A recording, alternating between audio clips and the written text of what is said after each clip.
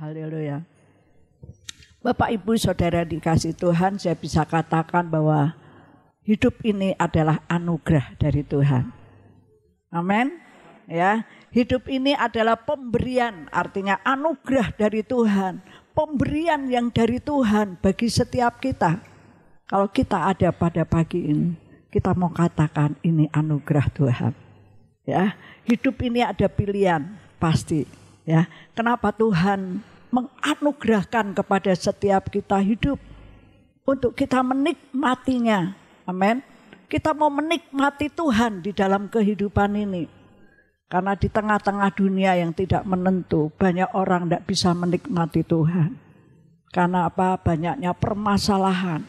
Tidak tahu tujuan hidup saya ini mau jadi seperti apa. Saya maunya terus tetap sukses, tetap berhasil. Saya boleh menikmati suka-sukanya dunia ini. Banyak orang berkata demikian. Tetapi anak-anak Tuhan, ketika kita menyadari bahwa hidup ini karena anugerah Tuhan dan kita menikmati anugerah Tuhan dalam hidup ini, pasti anak Tuhan itu lebih hari lebih sungguh-sungguh. Ya, karena ini semua pemberian dari Tuhan, kasih karunia dari Tuhan. Kita mau menikmati anugerah Tuhan. Saya mau bawa setiap kita pada pagi hari ini, kita mau menikmati Tuhan dalam hidup ini. Amin. Siapa yang rindu menikmati Tuhan dalam hidup ini? Amin. Wah, luar biasa ya. Sudah siap ya? Kita akan buka saja di dalam Mika pasal yang keempat. Yuk. Kita akan belajar dari Mika, ya, kitab Mika setelah Yunus kalau ya, Mika pasal 4. Kita akan membaca ayat 1, 2 dan 3. Haleluya. Itu perikopnya, yaitu Sion sebagai pusat kerajaan damai. Ya. Yuk kita bangkit berdiri, kita akan baca firman Tuhan ini. 1, 2 dan 3. 1, 2, 3. Akan terjadi pada hari-hari yang terakhir, gunung rumah Tuhan akan berdiri tegak mengatasi gunung-gunung dan mendulang tinggi di atas bukit-bukit. Bangsa-bangsa akan berduyun-duyun ke sana, dan banyak suku bangsa akan pergi serta berkata, mari kita naik ke gunung Tuhan, ke rumah Allah Yakub, supaya Ia mengajar kita tentang jalan-jalannya, dan supaya kita berjalan menempuhnya. Sebab dari Sion akan keluar pengajaran dan firman Tuhan dari Yerusalem. Ia akan menjadi hakim antara banyak bangsa dan akan menjadi wasit bagi suku-suku bangsa yang besar sampai ke tempat yang jauh. Mereka akan menempa pedang-pedangnya menjadi mata bajak dan tombak-tombaknya menjadi pisau pemangkas. Bangsa tidak akan lagi mengangkat pedang terhadap bangsa, dan mereka tidak akan lagi belajar perang. Amin. Ya, silakan duduk. Bapak, Ibu, Saudara yang dikasihi Tuhan, dalam firman Tuhan ayat 1 dan 2 ini menyatakan bahwa akan terjadi pada hari-hari yang terakhir. Ya, ini kita masuk di dalam zaman akhir, ya. Akhir zaman. Akan terjadi pada hari-hari yang terakhir, gunung rumah Tuhan akan berdiri tegak mengatasi gunung-gunung dan mendulang tinggi di atas bukit-bukit. Ya. Kalau kita berbicara mengenai gunung rumah Tuhan, itu berbicara hadirat Tuhan. Pada zaman akhir zaman ini, ya, orang-orang yang menikmati hadirat Tuhan itu akan tetap menikmati Tuhan dalam hidupnya. Amin. Ya, saya rindu untuk setiap kita menikmati Tuhan dalam hidup ini. Jangan menikmati suka-suka dunia dalam hidup ini. Dunia mudah berubah. Amin. Ya, dunia itu mudah sekali berubah. Tetapi kita mau di akhir zaman ini, kita mau menikmati Tuhan dalam hidup ini. Firman Tuhan ini saya bagi 3 karakteristik bagi orang-orang yang menikmati Tuhan dalam hidup ini. Yang pertama tadi dikatakan bahwa akan terjadi pada hari-hari yang terakhir gunung rumah Tuhan, hadirat Tuhan akan berdiri tegak mengatasi gunung-gunung dan mendulang tinggi di atas bukit-bukit. Ini bicara orang-orang yang menikmati hadirat Tuhan. Inilah orang-orang yang bisa menikmati Tuhan dalam hidupnya. Ya, menikmati hadirat Tuhan, menikmati kehadiran Tuhan. Atmosfer di mana kita ada, itu kita bisa nikmati, ada hadirat Tuhan. Ini penting dalam hidup kita, menikmati hadirat Tuhan. Setiap hari, setiap saat engkau bekerja, saat engkau di jalan, dimanapun engkau berada. Yuk kita mau menikmati hadirat Tuhan. Kemarin saya sering perjalanan saya itu dengan motor. Ya, sering dengan motor. Bisa satu hari itu saya bisa menikmati berkilo-kilo. Ya, saya selalu hitung itu. Ya, di dalam perjalanan yang penuh dengan keramaian, dan penuh dengan bahaya, ya, saya coba untuk berhati-hati. Ya, mungkin saya terlalu minggir, takut kalau turun jalannya. Ya, jadi saya hati-hati. Tapi ya ada saja orang-orang yang lewat sebelah kiri. Sebentar saya baru ada kaget ya, tiba-tiba dari kanan, waduh mengerikan ya. Kalau lampu merah saya berhenti dari jauh, saya sudah pelan-pelan. Ya ada yang saya lihat tuh nyelonong gitu ya. Wah sepertinya itu ngeri. Tetapi saya praktekkan dalam hidup ini. Melalui seperti firman Tuhan ini. Saya mau menikmati hadirat Tuhan setiap saat. Saya coba nyanyi. Ya. Saya nyanyi memuji Tuhan. Ya, saya nyanyi, ku datang ya Bapa dalam kerinduan. Saya selalu rindu menantikan Tuhan. Ya, menantikan Tuhan dalam setiap saat. Tak akan ku takut sebab kau sertaku. Saya praktekkan di dalam setiap perjalanan. Di dalam bahaya apapun. Saya praktekkan, saya mau menikmati hadirat Tuhan. Hati ini tenang, ya. Hati ini tenang, hati ini rasanya ada damai karena ada Tuhan dalam hidup ini. Sampai dimanapun, masuk keluar kampung, sampai saya pergi ke rumah Bapak Heru ya, Bapak Heru. Itu jalannya ngeri, saudara. Sudah turun di jalan rame, turun belok kanan turun. Ada cabang turun lagi, wah ngeri ya. Saat itu gerimis ya lumayan. Ya, saya bilang Tuhan, aku mau menikmati Tuhan dalam hidup ini.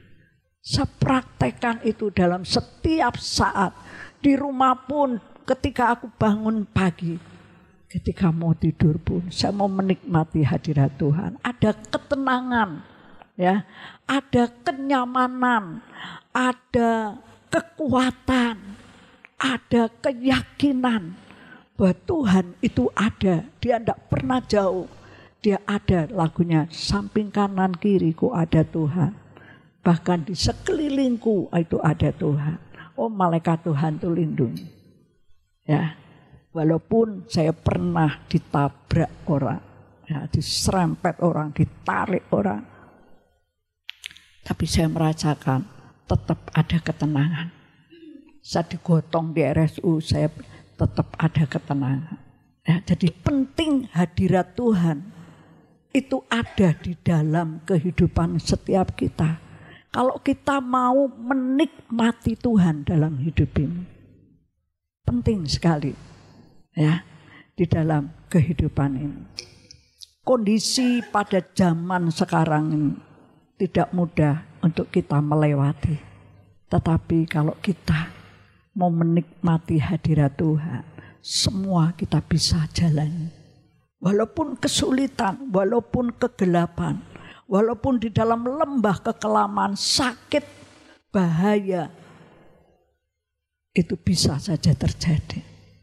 Tetapi kalau kita mau menikmati Tuhan dalam hidup ini, yang pertama cari hadirat Tuhan atau hidup di dalam hadirat Tuhan. Hadirat Tuhan ini penting di dalam kehidupan kita. Karena hadirat Tuhan itu saya bisa katakan itu harta yang utama dalam hidup ini. Kenapa? Kalau orang dunia bisa katakan itu uang yang nomor satu. Uang itu bisa berubah. Ya. Uang itu bisa habis. Uang itu bisa ditipu orang. Uang itu bisa ada, tetapi juga bisa tidak ada. Tetapi kalau saudara dan saya mau menikmati hadirat Tuhan, ada ketenangan. Ya, berapa banyak engkau dibohongi orang. Tapi kalau hadirat Tuhan ada dalam hatimu, kau akan tenang. Tuhan akan gantikan. Ya, benar saudara. Ada orang yang tiba-tiba punya harta banyak, tapi tiba-tiba habis juga. Saya katakan hadirat Tuhan adalah harta yang terutama dalam hidup ini. Ya, kalau kita sakit, sebentar kita sehat, sebentar bisa kita sakit. Tapi kalau kita bisa menikmati Tuhan dalam hidup ini, kita tetap di dalam hadirat Tuhan, saudara akan tenang. Ada sakit, pasti ada kesembuhan. Ya. Ada kesusahan, pasti ada sukacita. Karena Tuhan, kehadiran Tuhan dalam hidup ini tidak membawa atau tidak menghakimi. Tetapi Tuhan datang, Ia menebus setiap kita dari segala hukuman karena dosa. Bapak Ibu yang dikasihi Tuhan, mari kita mau mendekatkan diri kita. Ya, yang terutama yaitu harta yang utama yaitu hadirat Tuhan. Coba kalau saudara sedang susah, sedang bingung, banyak kekurangan. Ya, mungkin saya cari ini sulit, cari pekerjaan sulit.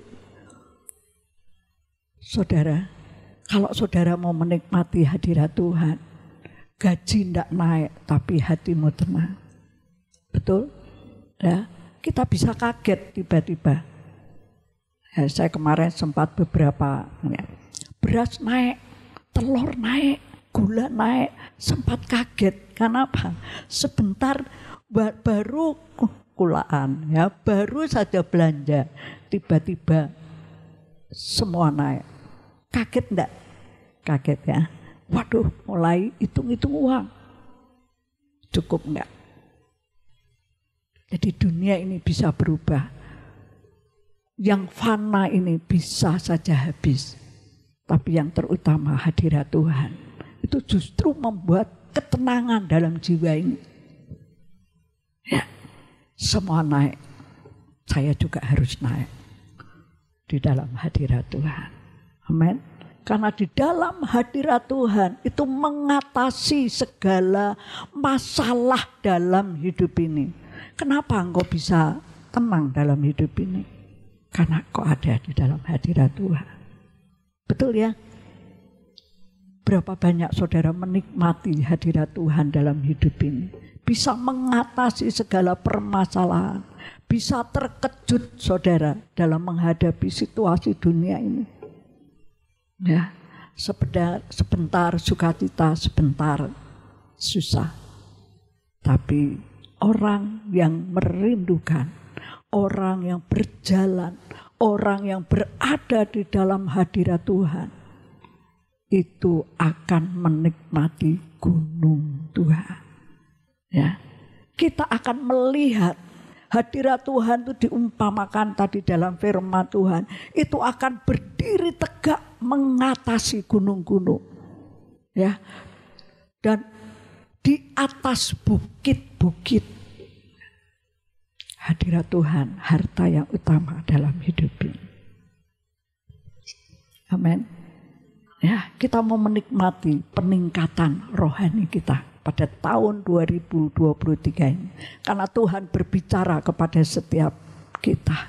Untuk saya sampaikan, Tuhan sudah bicara, engkau harus menikmati peningkatan hidup kerohanianmu tahun 2023. Engkau akan tetap berdiri mengatasi gunung-gunung dan bukit-bukit yang tinggi.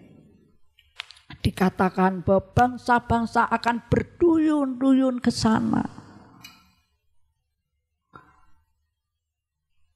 Dan banyak suku bangsa akan pergi serta berkata, mari kita naik ke gunung Tuhan, ke rumah Allah yang kudus, ke rumah Allah Yakub, supaya ia mengajar kita tentang jalan-jalannya. Ya, kita tahu jalan-jalan hidup kita ketika kita berada di dalam hadirat Tuhan. Kita boleh menghadapi tantangan apapun dalam hidup ini. Tetapi saya tahu jalan Tuhan itu jalan yang terbaik. Ya, nikmati hadirat Tuhan. Haleluya. Coba kita akan membuka di dalam Mazmur 24 ayat 3 dan ayat yang keempat. Yuk, Mazmur ya.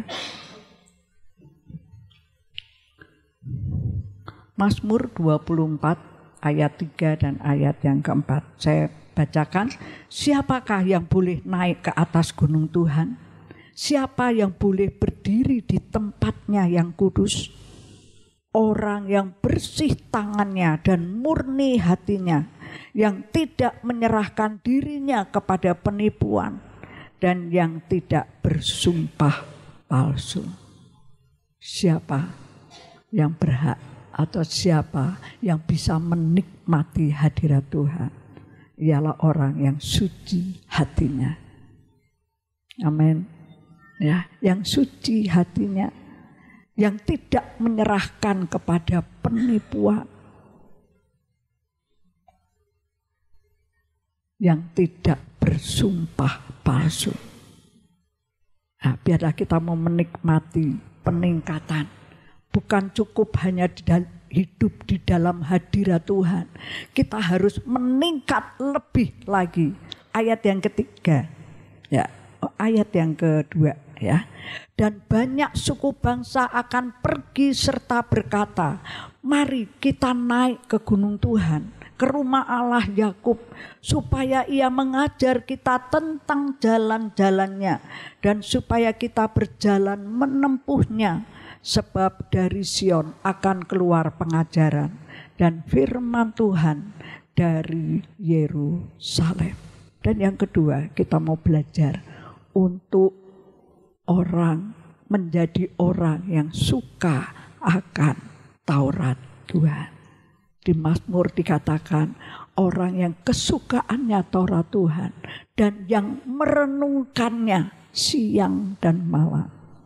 Ia akan seperti pohon di tepi air. Ya, pohon itu subur. Pohon itu menjadi kuat karena akarnya ia bisa mengisap banyak makanan segar. Ya. Di dalam kesusahan dunia ini, di dalam kegelapan dunia ini, tetap segar.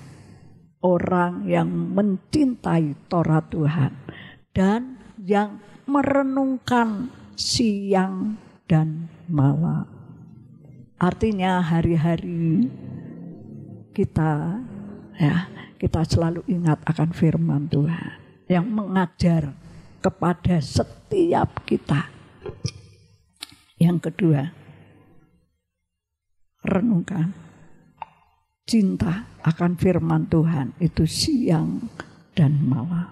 Firman Tuhan itu yang menjadi pokok dalam hidup ini.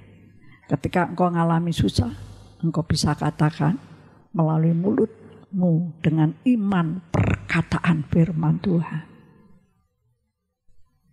Aku bisa mengatasi. Tetap lembut, saudara. Hati ini tetap lembut. Karena firman Tuhan itu menjadi terang bagi jalan hidup kita. Ketika kita hidup di dalam kesusahan, kegelapan dunia ini. Firman Tuhan itu terang. Oh, ia mengingatkan. Ia mengajar kepada setiap kita. Haleluya. Dan yang kedua ya. Yang kedua, kalau kita mau menikmati Tuhan dalam hidup ini, renungkan firman Tuhan itu siang dan malam. Ya, yang pertama kita menikmati Tuhan dalam hidup ini, yaitu orang yang mau hidup di dalam hadirat Tuhan. Haleluya.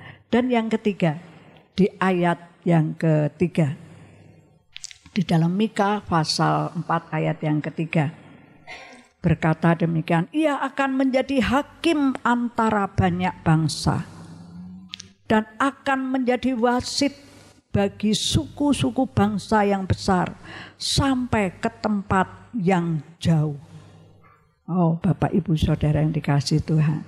Yang ketiga, kalau kita mau menikmati Tuhan dalam hidup ini, kita mau menjadi orang-orang pembawa damai dalam hidup ini. Ya, dikatakan bahwa ia akan menjadi hakim antara banyak bangsa dan akan menjadi wasit. Kita dikatakan orang pembawa damai itu jadi wasit, ya.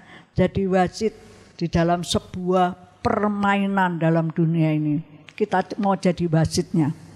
Ya. Kita mau menjadi seorang pemimpin. Dikatakan badan akan menjadi wasit bagi suku-suku bangsa yang besar, bukan kecil. Tuhan membawa kita hal-hal yang besar, ya. Tapi kita mau belajar setia dalam hal-hal yang kecil. Apapun yang Tuhan percayakan dalam hidup ini, engkau bekerjalah dengan jujur, ya. Engkau sekolahlah dengan sungguh-sungguh, ya. Sertakan Tuhan dalam hidupmu, ya. Engkau yang bertugas, sertakan Tuhan dalam hidupmu. Karena semua yang kita hadapi itu anugerah Tuhan untuk membawa setiap kita hidup di dalam sukacita Tuhan, hidup di dalam kemenangan. Ya. Yang ketiga, kalau orang mau menikmati Tuhan dalam hidup ini, jadi orang pembawa damai. Ya.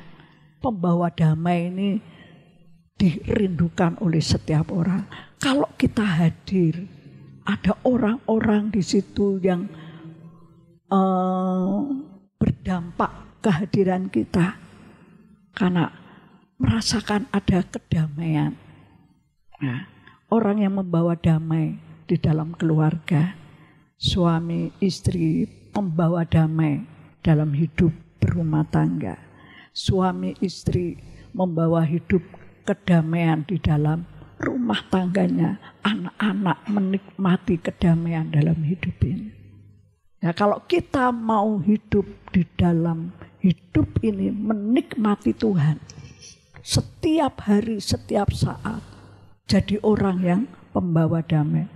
Dikatakan di ayat ini ya, yang B, mereka akan menempa pedang-pedangnya menjadi mata bijak, ya.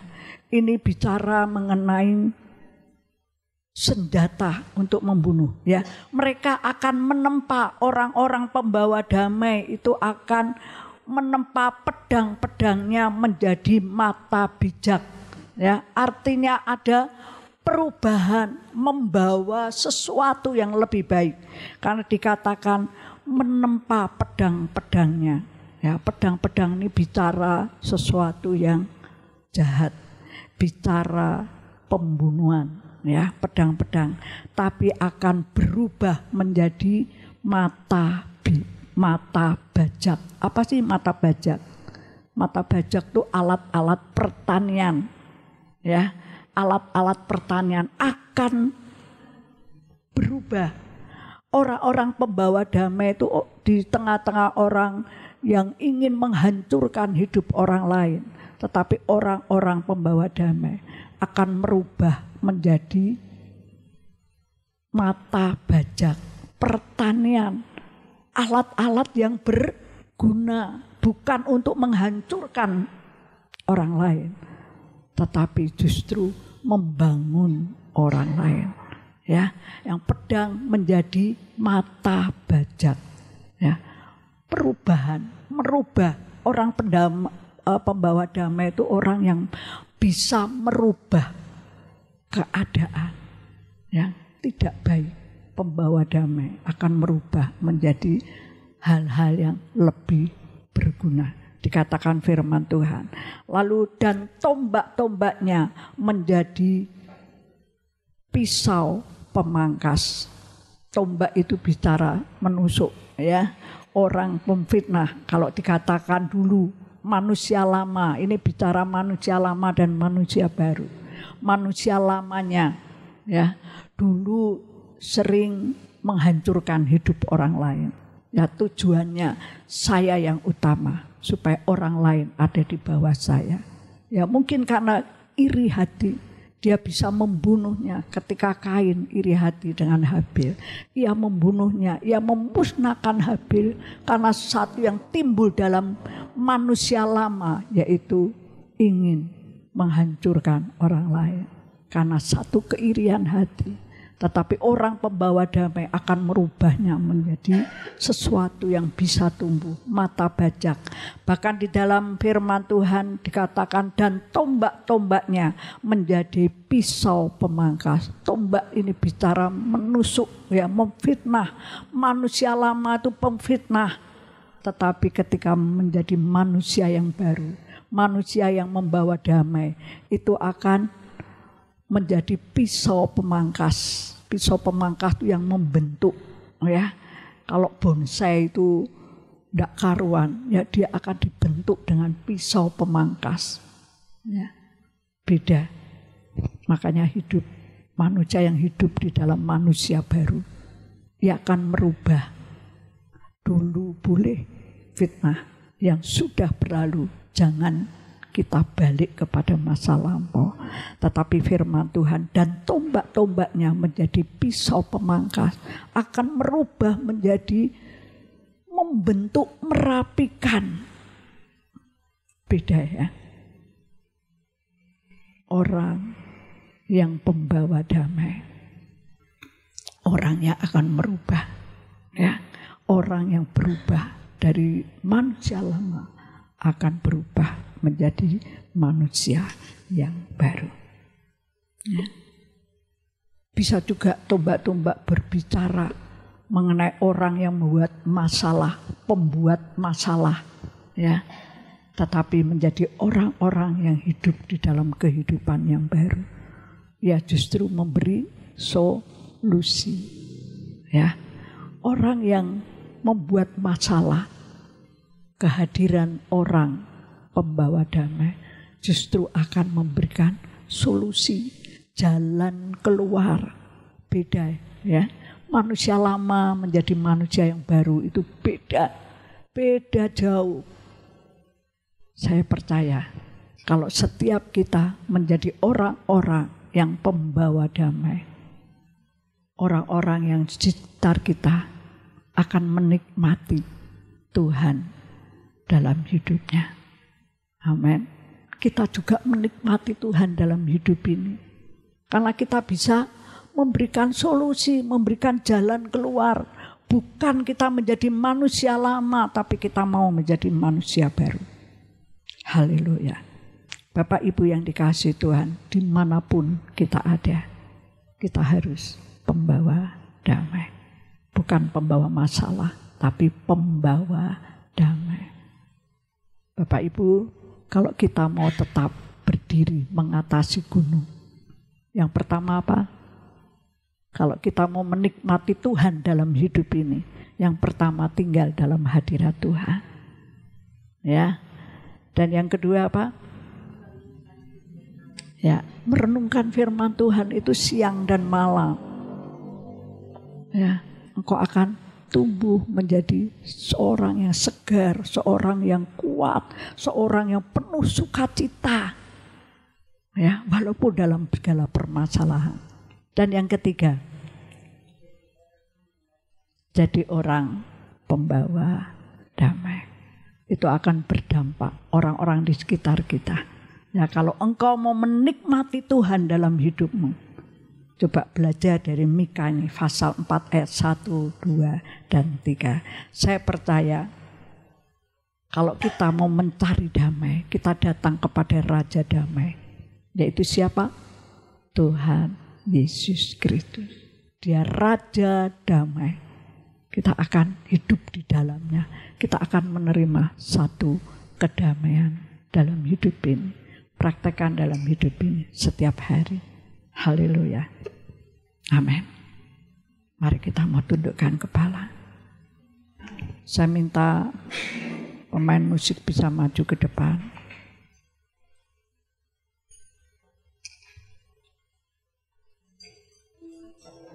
Saya ingin nyanyikan lagu lama ya. Bapakku datang, ya. Bapakku datang menyembahmu di sini.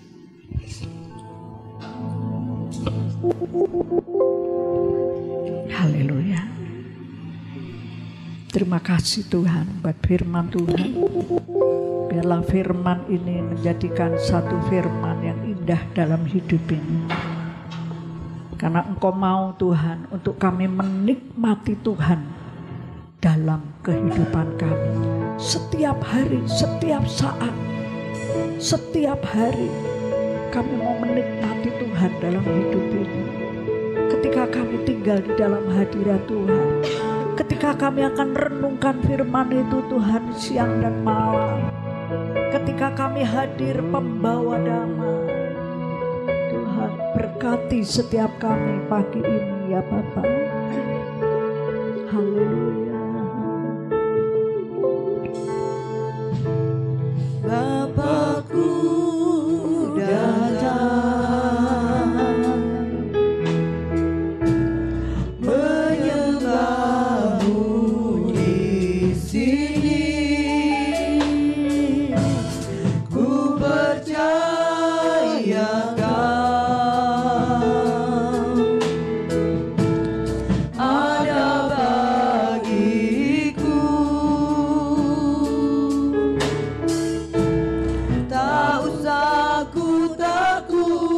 Sebab Kau sertaku, tak usah ku bimbang, Kau di dalamku, tak usah ku cemas, Kau penghiburku, saat ku lemah, Kau kuatku. Ku nyanyi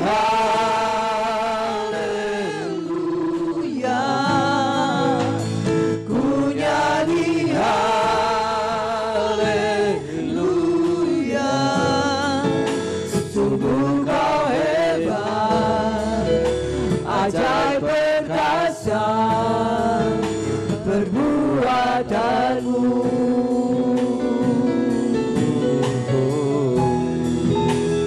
Ku nyanyi haleluya, ku nyanyi haleluya,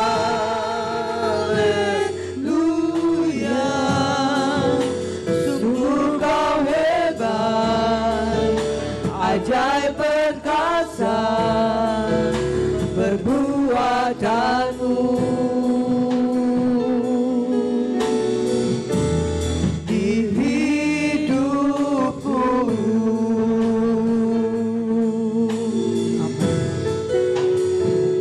memberkati setiap kami Tuhan yang sudah mendengar dan menerima firman Tuhan. Kami akan renungkan itu siang dan malam. Kau memberkati setiap pribadi-pribadi. Mereka boleh pulang dengan damai dan sukacita.